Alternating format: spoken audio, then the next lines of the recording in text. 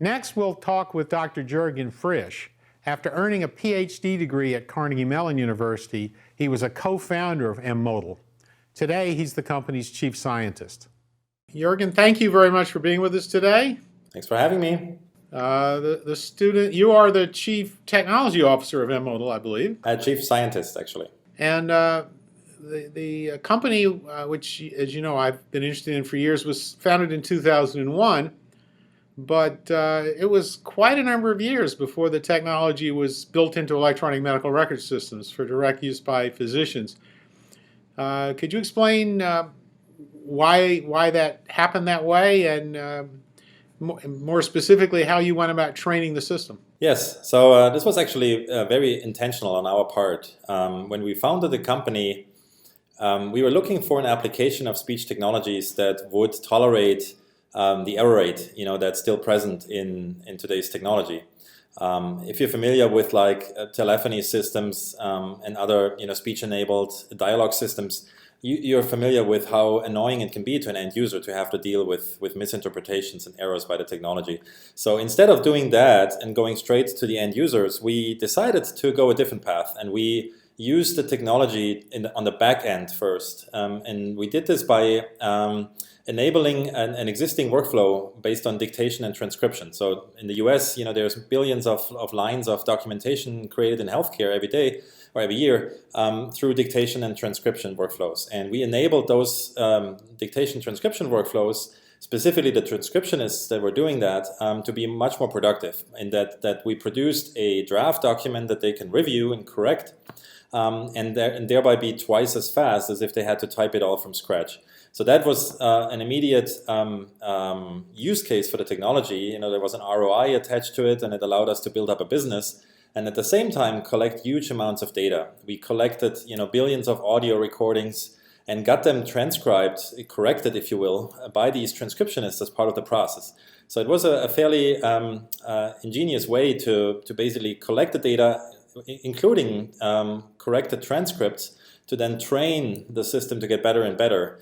And after doing this for 5, 6, 7 years, we got it to the point where it was so accurate that we could enable end users to actually use it on the front end and use it for immediate speech recognition. So when I first became aware of M-Modal and traveled to your office in Pittsburgh to see it, one of the most striking aspects of the system to me was its ability to go into the text that it had created from the verbal transcriptions, find clinical concepts, and encode them into SNOMED. Now, the students are familiar with SNOMED as we have this interview. They know how complicated it is, or at least they have an idea of that. So how hard was it to actually do that? How technically challenging? It was fairly challenging. Apart from the usual challenges with any natural language processing system, we had to deal with the complexities of the ontology, of the SNOMED ontology, and with the medical terminology to begin with. So in addition to dealing with things like syntax, semantics, pragmatics, and just the context of the entire dialogue happening, we had to also deal with similar words, words that have different meanings, or can have different meanings in different contexts, things like that in healthcare. Just a simple term like cold, it can have like 3 different meanings. It can be abbreviated COLD, and it's a disease. It could be the common cold, or it could just be feeling cold. So there's all sorts of disambiguation that needed to happen and needed to be accurate in order to codify these terms correctly to their SNOMED codes. So how accurate is it at this point? That's a tough question to answer because it really depends a lot on the use case. We are not attempting to codify to the entirety of SNOMED, to the hundreds of thousands or 300,000 concepts in SNOMED, but we're focusing on specific subsets based on a use case. So one of the use cases we're pursuing is chronic medical conditions, things like diabetes or heart diseases. And in that realm, if you focus on a particular subset of diseases and we're modeling those with a data model that's not just including the disease, but also the temporality and the specificity and the who's concerned with that disease, you can be extremely accurate. You can be up in the high 90s in discovering and detecting these things in all sorts of contexts. But if you would attempt to codify each and every concept in the SNOMED corpus, in the SNOMED ontology, you would be ending up in a much lower accuracy rate. And just it's just not happening today that people would automatically codify to the entirety of SNOMED. I have not seen anybody doing that accurately, and I think you really don't need to, because at the end you're always pursuing a particular use case. You're always trying to solve a particular problem, and for that you really only need a subset of that corpus. So, what can you tell us about the technology that's under the surface? What languages and databases and approaches are you using? So let's start on the speech side. We've, as your students might know, all the speech recognition, speech understanding systems that are out there today are based on statistical algorithms, so based on machine learning, statistically trained machine learning algorithms. And there's no difference here in our company. We do use those, a variety of those, starting with hidden Markov models, neural networks, regression models, even the more complex machine learning algorithms that are on the market today, or that have been used. But we combine them in a fairly unique way, in that we're not just seeing it as a pattern matching problem, as most speech recognition systems do, but we combine speech technologies with natural language processing technologies. The theory is that if you get a little bit of an understanding of what you're trying to recognize, you can do better at the acoustic identification of the sounds, and vice versa, right? So you can do it's a constrained satisfaction problem that you're solving, and the more knowledge sources you bring in, the more accurate you can be. So we do combine, syntactic parsers and annotators and pause taggers with the actual hidden Markov models, neural networks that do the speech recognition, and all together, by combining them, achieve better results that way. When it comes to identifying, concepts and tagging them in a medical corpus such as SNOMED, we use a lot of classifiers. We use anything from a statistical classifier, such as even a hidden Markov model, all the way to maximum entropy models and things like that.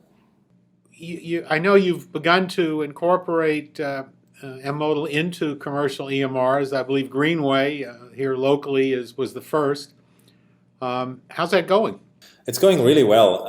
Initially there was a little bit of a reluctance by the EMR community, I would say, to even incorporate speech technologies into their systems. There was this perception that physicians will eventually converge on structured data entry and will accept the drop-down menus and the choice lists that they have in their systems. But the opposite did happen. The physicians were pushing back harder and harder and saying we need to preserve the narrative, not just from a productivity perspective. They don't just want to be more productive and faster in entering the data, but they also want to tell a story. They want to be able to explain, what they thought about, what the thought process was in the diagnosis, why they tried certain things and why they worked or didn't work. And that you just simply cannot do by picking from a choice list. You have to be able to narrate a paragraph or two. And so this need for not just speech technologies, but just a narrative, a way to enter a narrative, whether it's typing, speech recognition or other ways, was really something that they pushed hard for. And the EMR community has come around. We're not aware of a single big vendor, whether it's Epic, Cerner, Greenway, Athena, or Allscripts. All these companies have come around and are now heavily investing into preserving a narrative part of the chart of the physician's documentation. And so as part of that, they are all including some sort of a speech technology for authoring these things, but also they are more and more incorporating natural language processing technologies in order to search the narrative and find the relevant information and combine it with the structured data that they have. When you look forward beyond where we are today at the future of healthcare and the potential role and future of voice recognition technologies such as yours, what do you see? I wouldn't limit it to just the speech technologies. I think for me, again, it's the narrative. And what I find exciting in healthcare is that there is this renaissance almost of the narrative in physician documentation. It started out with that. Since 100 years ago, physicians have been writing and scribbling and really telling a story about their patients. And then it was kind of on the verge of being abandoned with all these initial EMR systems, and by using drop-down menus and choice lists, pick lists. And now you see the opposite happening again. Physicians are creating a much richer storyline and a narrative around their patients. And the more these technologies mature, the better the speech recognition gets, the better the natural language processing taggers and identifiers get, the more use cases you see appearing. And to me, the exciting thing is that we can get to real evidence-based medicine in the next few years, where you can use these millions and millions of clinical documents that the physicians are creating in any given hospital, that we can use those, that we can scan those, that we can find trends, that we can tell exactly, for this patient of that gender, that age, with that disease and that outcome, this medication worked or this medication didn't work, and in what context. And we can use that information to derive better treatments and more accurate diagnoses for other patients. And I think that's when you really have reached the evidence-based medicine realm that we're all talking about and really haven't achieved yet. Yeah, I think that's a very exciting landscape that you portray. I hope the students remember these comments when in Lesson 10 we look at some of the contemporary research efforts in things like clinical decision support. So thank you very much. I'm thrilled to see how far you guys have come since I first visited you. I don't remember how many years ago. And perhaps we can do this interview again in 2 or 3 years and see what you've done then. Anytime. My pleasure. Thank you. Thank you, Mark.